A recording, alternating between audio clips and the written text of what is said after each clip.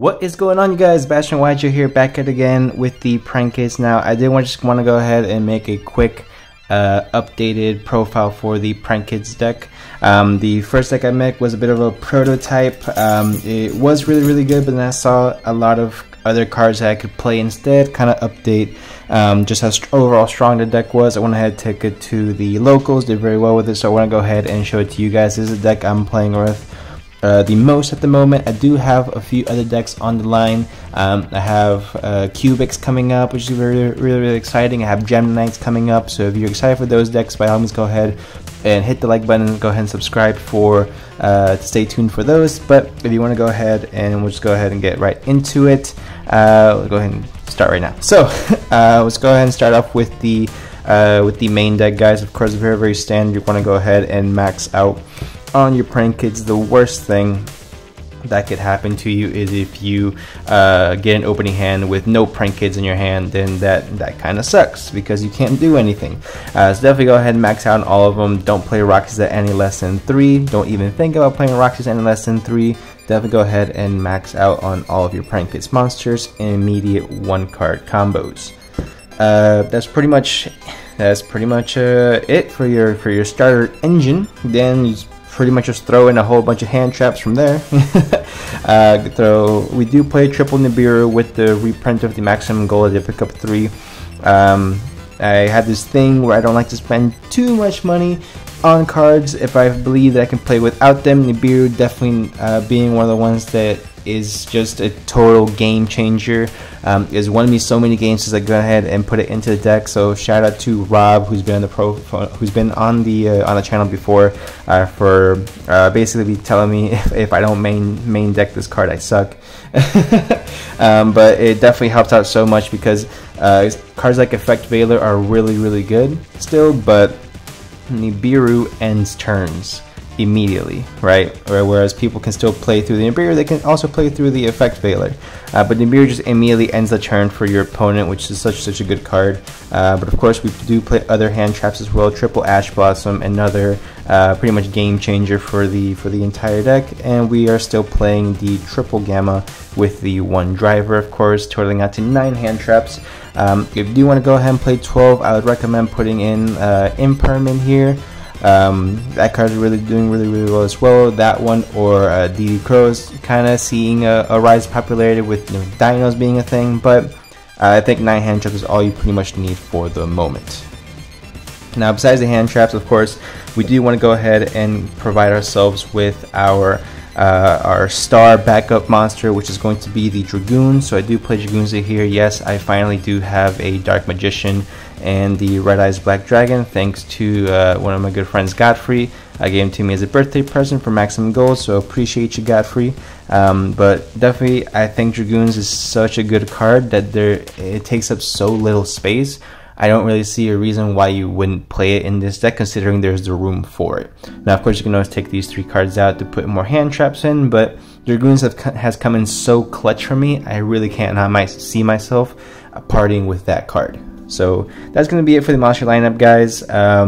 Next, we just go ahead and go right into the spells. We play double Prank Kids Place, double Pandemonium, and double Prank Kids Pranks. Now, the reason why I only played 2 of each is because they are all very easily searchable. And I only played 2 Place just because it's not a card that I can put one on top of the other. So if I happen to draw 2 of them, it's pretty much a break, and they are still searchable. And you can't really chain block if you go first. So it's just a lot of things that I saw as downsides to Prank Kids Place. Don't get me wrong, this card's absolutely nuts. But I think playing it at 2 will suffice. Same thing with Pandemonium, is a searchable fusion. You don't need to play it at 3. And same thing with Pranks. If you don't end up having this card, it's not the be-all end-all, but it is really nice to have, just to have that recursion of your monsters, or lets you spit out a Prank Kids token, which I have ended up having to use to link off if my Prank Kids does get ashed, which is a big weakness of the deck, is that it is very reliant on the normal summon. So for all of you who are looking to learn how to play against this deck, I definitely recommend go ahead understanding how to stop the normal summon, whether it's by Solemn Judgment, whether it's a warning to go ahead and negate the effect. If you want to ash the effect in the grave from the first normal summon, that will pretty much end this deck immediately. So that's something that's very, very important to note. As for other main spells, of course, we play Triple Polymerization. Totally Awesome is a ridiculous card that everyone should go ahead and take advantage of. I would prefer to have the alternate art, but this is just fine as well. We play one of the Thunder Dragon Fusion. I have thought about cutting this card, but I thought about it's just too good to not play, because it gives you so many more options. And then, of course, we do play the one Red Eyes Fusion for your Dragoon's target. Then we play the one Fusion Recycling Plant and the Terraforming.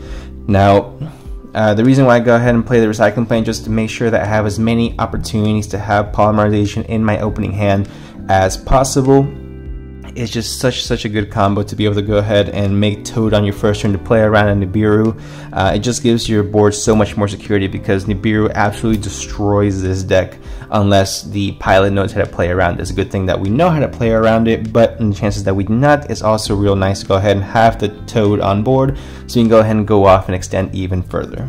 As for the last three spells in the deck, I do play one Upstart, one Called by the Grave, and one Instant Fusion. Instant Fusion is just such a lifesaver. If any of my prank kids happen to get ashed or whatever it might be, and I'm pretty much at a standstill from there, Instant Fusion comes in clutch, letting me go ahead and get one of my fusion monsters on board.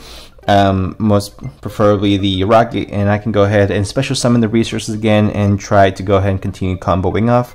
Upstart Goblin for consistency, and Called by the Grave because I do see this card more often than not, and it has come in clutch for me very, very much, and there's no reason why you should not play, considering how weak this deck can be to certain hand traps depending on the timing. So that's pretty much going to be it for the main deck, guys. I still don't really play the trap.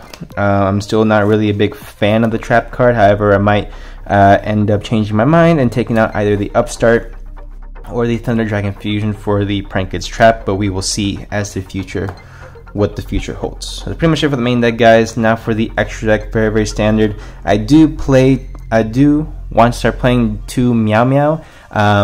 Playing one was ridiculous when I first made the profile, but definitely want to go ahead and play two. I ordered the second one, it's in the mail right now. So for the time being, we are playing one of the Psyframe Omega.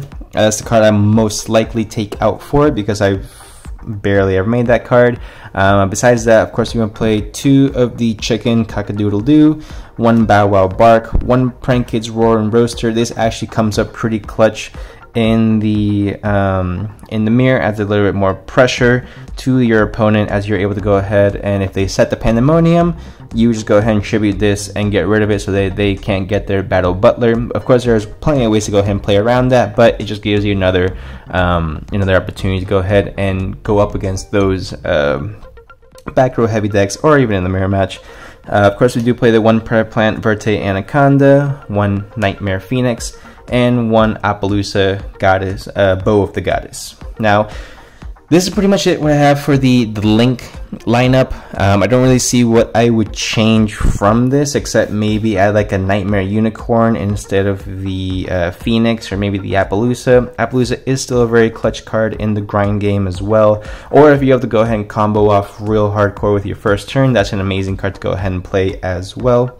That's pretty much it for the links. Next, the fusions. I play two Prank Kids Rocket Ride, two Battle Butler, one Dragoon, and then one Totally Awesome. Now, I do not play the Water Fusion. I've never seen the benefits of playing the Water Fusions, and I want to make sure that whatever cards I have in here is for a specific reason, and to make sure I'm able to go ahead and gain as much advantage from it. Toad, I've already gone over the multiple advantages of having Totally Awesome. It just helps you have that extra negate on board so that you don't get Nibiru'd.